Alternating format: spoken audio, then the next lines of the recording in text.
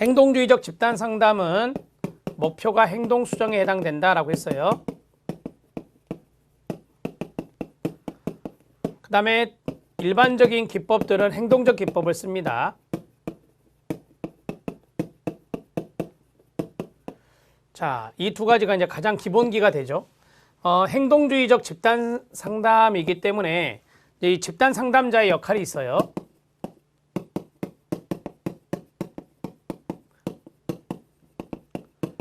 집단 상담자 역할은 과학적 연구자가 있었죠.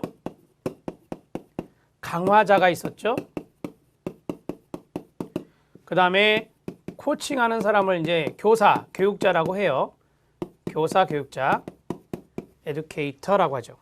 자, 이건 지시와 연관성이 있어요. 지시. 자, 집단 상담자의 역할을 간단하게 보시고요. 이거는 중요한 게 아니니까.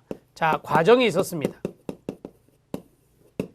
과정이 있었는데, 우리가 이제 집단에 의해서 이루어지는 것보다는 이거는 이제 집단 속에서 개개인에게 관심을 좀 가져라라고 했었잖아요. 집단 속에서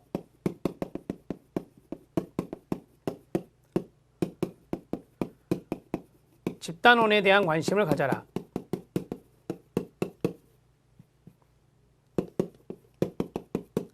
자, 이건 팁입니다. 집단 속에서 집단원에 대한 관심을 가져라. 이것이 어느 정도 이제 좀 있어야 그 다음에 이루어질 수 있으니까.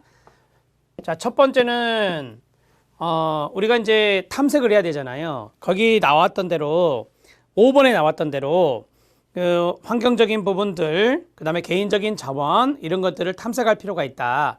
이런 걸 탐색하려면 이제 좀 검사가 필요하면 검사도 하고 하는 것입니다. 집단원 개인 탐색을 합니다. 집단원 개인 탐색은 환경적인 부분을 보기도 하고 그 다음에 개인적인 부분을 보기도 하고. 자, 집단원 개인을 탐색하고 나서 목표 설정하죠. 그 다음에 기초선을 측정해요. 개입하기 전에 기초선을 측정해요. 행동이 어느 정도 나타나느냐, 어느 정도 또 오래 지속되느냐 이런 것들을 이야기하는 것이죠. 그 다음에 이제 개입이 들어가겠죠. 개입 들어가면 바람직한 행동, 긍정적 행동이랄까요? 적응적 행동이라고 할 수도 있고요. 긍정적 행동은 증가시키고 그 다음에 부정적 행동은 감소시켜야 됩니다. 이럴 때 쓰는 기법이 이제 행동적 기법을 쓴다라고 말씀드렸죠. 자, 그리고 나서 효과를 유지시켜야 돼요. 효과의 일반화. 이런 식으로 정리하시면 됩니다. 간단하게 하나, 둘, 셋, 넷, 다섯, 5단계로 말씀을 드렸습니다. 자, 됐습니다. 이 정도 하시고요. 행동 연습 들어갑니다. 행동 연습은 기법 중에 하나입니다. 행동 연습은 행동주의 기법을 적절히 결합하여 행동을 습득하고 습관화시키기 위해서 사용하는 기법입니다.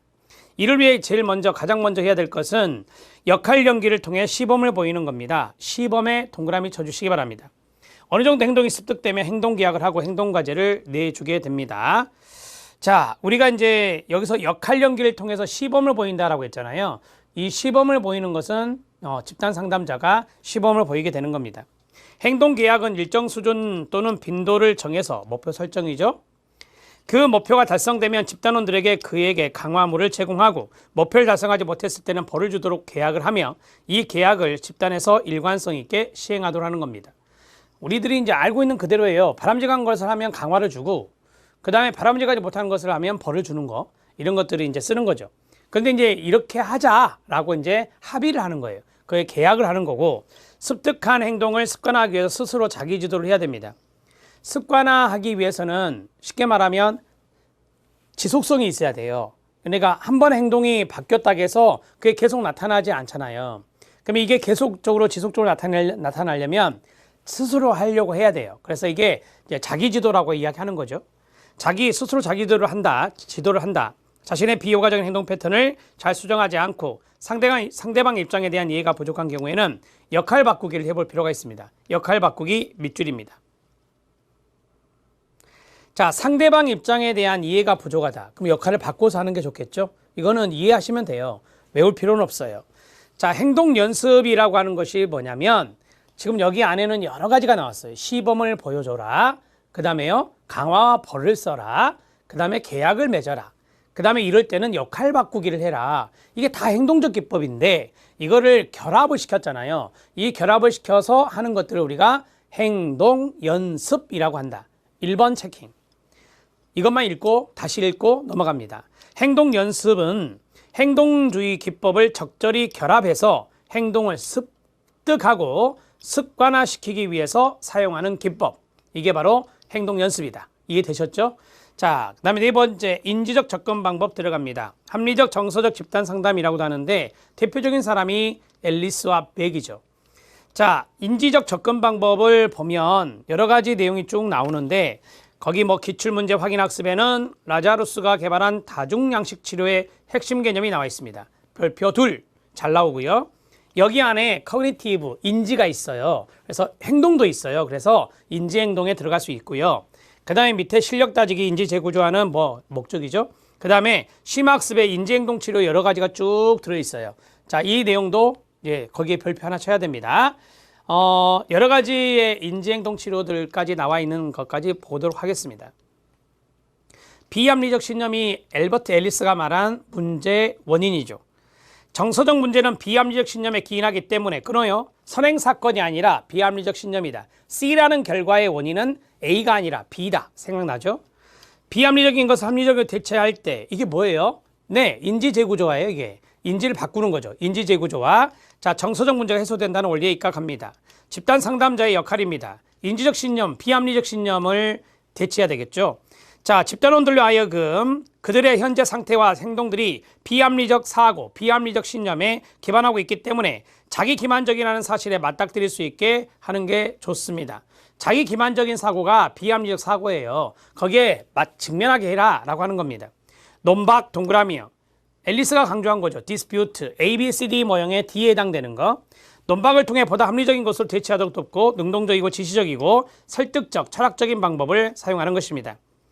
자, 우리가 이제 보통 뭐 설득적인 방법, 그 다음에 철학적인 방법 이런 것들이 인지적인 기법들이 많이 있어요. 우리가 이제 소크라테스식 문답법이라는 게 있죠. 이런 것들이 이제 일종의 탐색하는 자기의 어떤 역기능적인 사고를 쭉 탐색하는 철학적인 방법들을 쓴다라고 말할 수 있겠죠. 집단원의 비합리적 생각들을 재빨리 포착한 후에 그것을 확인하기 위해 도전적으로 맞부딪혀야 합니다. 직면이죠. 자, 그것들이 근거가 희박한 비논리적 생각임을 밝혀주고 합리적으로 생각하는 법을 가르칩니다. 그래서 지시적이다 이렇게 말하는 거예요. 자, 가르치는 것이니까. 자, 집단 상담자의 역할까지 쭉 말씀을 드렸는데 집단 기법이 나와요. 여기 이제 상담의 기법인데 뭐 여러 가지 기법 쓰는 거 아시죠? 이 합리적 정서행동 치료나 아론백의 인지치료 이거나 뭐 아무튼 이 인지정서 상담 같은 경우는 뭐 인지기법이나 정서기법이나 행동적 기법을 다양하게 쓴다 이렇게 배웠잖아요. 인지변화를 이룩하는 데 도움이 되는 모든 방법을 동원해서 활용합니다. 쓰세요. 다양한 기법. 그 다음에 논박, 강의, 행동수정, 독서치료, 시청각적 자료, 활동중심 과제, 역할놀이, 자기주장 훈련 이 모든 것들을 사용할 수 있다. 이렇게 정리할 수 있습니다. 자, 여기까지 간단하게 한번 보시죠. 네 번째 타이틀이 인지적 접근 방법입니다.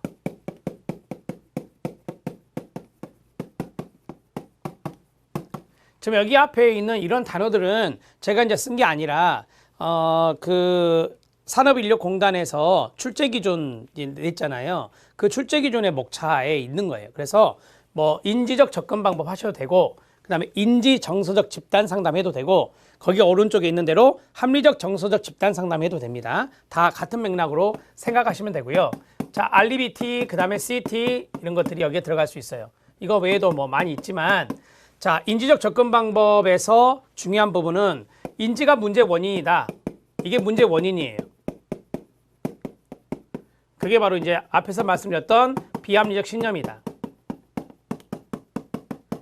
자, 여기 CT, 아론백이 말한 것에 의하면 인지적 왜곡이다. 인지적 왜곡, 인지적 오류다. 이렇게 말할 수 있겠죠. 자, 그러면 목표는 뭐냐? 이거를 바꿔야죠. 목표는 인지 재구조화다. 인지 재구조화, 리스트럭처를 다른 말로 인지 재구성이다 이렇게도 말해요. 이렇게 말하고 자, 그 다음에 인지적 접근 방법에서 우리는 이제 집단 상담하잖아요. 그래서 집단 상담자의 역할을 봐야죠. 집단 상담자 역할. 집단 상담자 역할은 뭐 여러 가지 역할을 하는데 상당히 능동적이어야 되고 설득적이고 철학적이고 거기 가르친다라는 말이 있었잖아요. 지시적인 역할을 한다. 지시적인 역할을 담당한다. 이렇게 정리를 하시면 되겠습니다. 집단 상담자의 역할이었어요. 자, 그 다음에 하나만 더 하면 기법은요. 다양한 기법을 쓴다 그랬죠. 기법은 다양한 기법을 활용한다.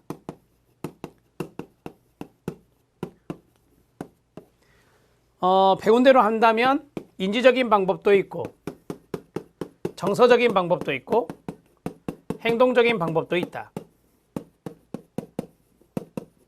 이런 식으로 정리하시죠. 자, 이제 박스 안에 있는 내용을 볼까요? 박스 안에 있는 내용에 기출문제 확인 학습이 있는데 라자루스가 개발한 다중양식 치료의 핵심 개념인 베이직 아이디가 있습니다. 자, 다음으로 기출문제 확인 학습 보도록 하겠습니다. 앞에서 말씀드린 라자루스가 개발한 다중양식 치료의 핵심 개념 베이직 아이디입니다. 이거는 청소년 상담 이론과 실제에서 제가 판서를 했고 그 내용과 거의 일맥상통합니다. 그래서 여기선 다시 한 번 더 상기시켜드리는 차원에서 끝내겠습니다. 거기 2번에 베이직 아이디 확인이 있죠. 2번 별표.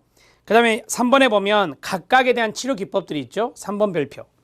자, 이 치료 기법은 다중양식이잖아요. 그래서 BASIC, SIC, ID 7가지예요. 그 7가지의 양식을 다중양식 이렇게 말했다 했죠. 이 치료법의 기본 전제는 내담자들은 보통 여러 가지 특수 문제들로 고통받고 있는데 그 문제들을 다룰 때에도 여러 가지 특수 치료법을 활용하자 이거죠. 다중양식 치료에 있어서 상담자의 역할은 내담자의 특수한 문제를 평가하여 그것에 적절한 치료 기법들을 적용하는 것이다 라고 했어요. 그러니까 뭐 인지면 인지, 행동이면 행동, 정서면 정서 거기에 대해서 뭐예요? 확인해요. 확인한 다음에 거기에 맞는 기법을 써주자라고 하는 겁니다. 베이직 아이디 확인입니다. 다중양식 치료는 인간의 경험이 움직이기, 느끼기, 감지하기, 상상하기, 생각하기, 서로 관계하기 등으로 이루어져 있다고 보는 겁니다. 2번 별표, 3번 별표. 이 치료의 이론에 따르면 그 개인의 진행 중인 두드러진 행동이 있습니다. 자, 이것만 쓸까요? BASIC 라자루스.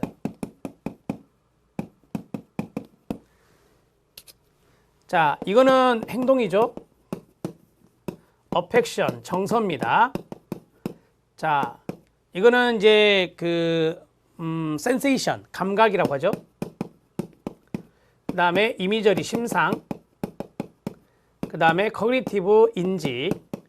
그 다음에 인터퍼스널, 대인관계. 그 다음에 이게 드럭스예요. 약물, 섭식. 되게 이제 의학적인 치료가 이게 들어갈 수 있거든요. 이런 것들이 여기에 들어갑니다. 자, 베이직 아이디에 대해서 설명을 쭉 해드렸습니다. 자, 행동부터 현관패 밑줄 쫙 그으면서 읽어보세요. 시작. 행동, 감정적, 정서적 반응, 감각, 심상, 인지, 대인관계, 생물학적 기능 성향. 자, 생물학적 기능 성향이 있죠. 그게 바로 약물, 드럭스니까 약물과 섭식, 다이어트 이렇게 정리할 수도 있어요. 자, 여기에 대해서 상세하게 파악할 수 있다면 그 사람의 성격과 심리적 특성에 대한 완전한 이해가 가능해지게 되는 것이다. 라자루스는 진행 중인 행동이나 감정적 과정이나 감각이나 심상이나 인지나 대인관계나 생물학적 기능 이러한 것들을 양식이라 불렀어요. 각각을. 자, 다중양식 치료에서는 내담자의 문제를 이러한 베이직 아이디에 의해서 평가를 하고요. 내담자들은 이러한 7가지 양식들이 관련되어 있는 정도와 그것들이 서로 관련되는 순서에 있어서 차이가 날 수 있다라고 하는 것입니다. 실제 상담에서 다중양식 치료자는 각 내담자마다 독특한 베이직 아이디가 다 있겠죠. 그런 것들을 파악해서 문제를 평가할 수 있게 되는 것입니다. 자, 그러면 여기에 대해서 평가를 하고 다중양식에 대해서 평가를 하고 각각에 맞는 각각의 치료법을 쓰는 거죠.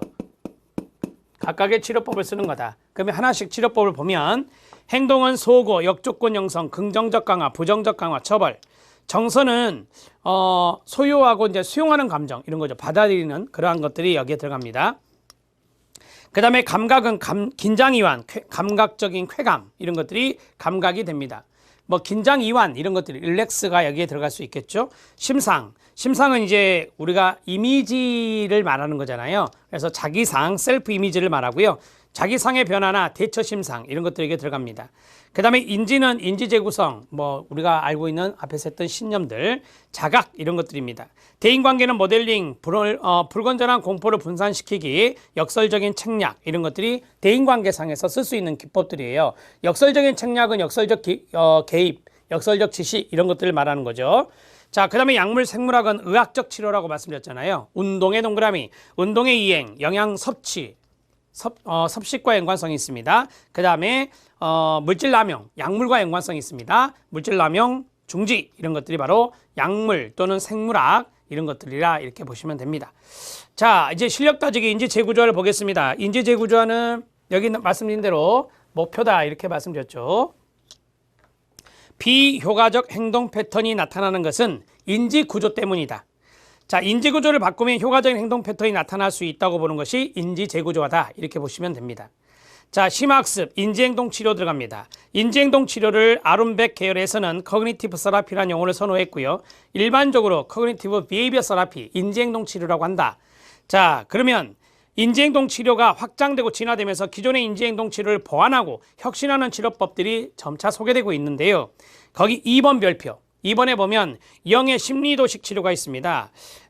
우리가 이제 심리도식에서 도식이라는 게 뭐예요? 스키마잖아요. 그 스키마가 바로 인지틀이에요. 사고의 틀이라고요. 그래서 이것도 인지치료다, 인지적인 측면이다, 인지행동 치료다 이렇게 말할 수 있습니다. 영의 심리도식 치료, 그 다음에 리네안의 변증법적 행동치료, DBT라고 합니다. 변증법적 행동치료는 별표 하나. 거기 3번에 나와요. 3번에 별표 치시면 되고요. 그 다음에 티스데일의 마음 챙김에 기초한 인지치료가 있습니다. MBCT라고 하는데요. 여기에서 중요한 것은 마음 챙김이라고 하는 단어, 그 마음 챙김이라는 단어가 마인드풀리스라고 되어 있잖아요. 이 마음 챙김이 뭐 여러분들 많이 들어봤던 단어이죠. 그래서 이런 마음 챙김에 기초한 인지치료가 MBCT가 되겠습니다. 자, 그 다음에 헤이즈의 수용 전념 치료 이런 것들이 바로 인지행동 치료에 해당되는 계속해서 좀 이렇게 확장되고 있는 그러한 인지행동 치료다 이렇게 말씀드릴 수 있습니다. 자, 4가지가 나왔어요. 첫 번째가 뭐죠? 심리도식 치료. 두 번째가 뭐죠? 예, 리네안의 변증법적 행동 치료. 세 번째가 뭐죠? 네, 마인드풀리스, 마음 챙김에 기초한 인지 치료가 있고 마지막 수용 전념 치료가 있다. 이 4가지는 인지행동 치료 범주에 들어간다 이렇게 생각을 꼭 해주시고요. 자, 리니안의 변증법적 행동 치료의 핵심은 우리 자신을 비참하게 느끼게 하고 정신적으로 고통을 주는 모든 행동적, 감정적, 인지적 양식을 바꿀 수 있는 기술을 배우고 다듬어 나가는 것이다 라고 했어요. 자, 이에 속하는 기술 훈련이 있어요. 여기가 중요할 수 있어요. 여기에 해당되는 기술이 있는데 그 4가지거든요. 첫 번째가 아까 말씀드렸던 마음챙김, 마인드풀리스 기술이 있고요. 이 마인드풀리스는 전통적 명상훈련을 심리학적, 행동학적으로 해석한 관점이 됩니다. 이런 것들을 마인드풀리스라고 하고요. 보통 우리가 마인드풀리스라고 해요. 그 다음에 두 번째가 감정조절, 그 다음에 세 번째가 대인관계 효율성, 그 다음에 마지막이 고통감내거든요. 이 4가지가 바로 리니안이 말한 변증법적 행동치료의 주요 4대 기술이다 이렇게 말씀드릴 수 있습니다. 내담자는 치료자와 함께 줄여가야 할 행동과 늘려가야 할 행동의 목록을 만듭니다. 인지, 행동, 치료잖아요. 그러니까 행동적인 측면도 변화가 필요하거든요. 각각의 기술을 익혀나가기 시작합니다. 이를 통해 충동적이고 자기 파괴적인 행동을 줄이고 감정을 효과적으로 조절하며 다른 사람들과 따뜻한 관계를 나눌 수 있다라고 말할 수 있어요. 자, 우리가 이제 거기 보면 기술 중에 대인관계 효율성이 있잖아요. 대인관계 효율성이 바로 따뜻한 관계 형성이에요. 그 다음에 감정 조절이 있었잖아요. 감정을 효과적으로 조절할 줄 안다라고 하는 거예요. 그런데 뭐 따뜻한 인간관계라든지 감정을 조절한다든지 고통을 감내한다든지 이러한 것들은 명상이 중요하잖아요. 우리가 보통 마음 챙김이라고 하는 명상 이런 것들이 바로 마인드풀리스가 되거든요. 그래서 여기에 기초한 인지치료도 상당히 최근에 많이 하고 있다 이렇게 듣고 있습니다.